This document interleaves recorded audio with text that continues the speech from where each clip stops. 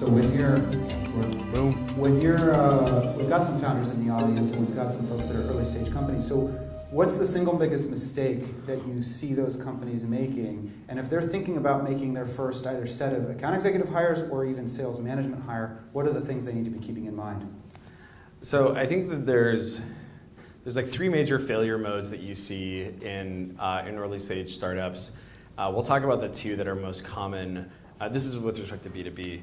I think the first major failure mode is thinking that you don't actually have to sell and that like the software will just sell itself. I think there's a lot of, some of the accelerators have kind of popularized these concepts, or at least they've led people to believe that products sell themselves, and frequently, and most of the time they don't.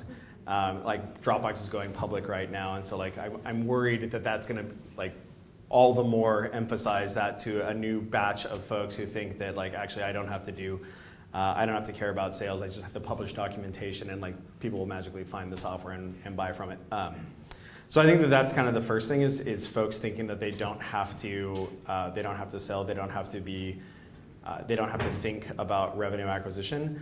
And then the second thing is kind of related to that is not doing it themselves initially as a founder. And so who's a sales manager, sales leader, sales practitioner in the audience here? Okay. So hopefully you won't have this experience, but this is something you should look out for, is the other failure mode. There's I'm not even going to care about sales or invest in it. And then the other one is like, I am going to care about it, but just enough to hire somebody else to figure it out for me. And that frequently doesn't work either.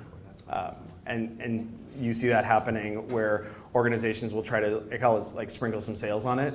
Like, oh, okay, cool, like we think this works now, without actually knowing that you've proven that the product solves the problem that you're addressing, and then moreover that people are willing to give you money in exchange for the value that you deliver to them, and that you can do that multiple times. Like, it doesn't have to be like scalable, repeatable, but it has to be minimum sufficiency, sample sized, that we know that at least the beginnings of the sales motion work. That's the point at which we can hire other folks, hire a SAM, hire whoever in order to scale that up.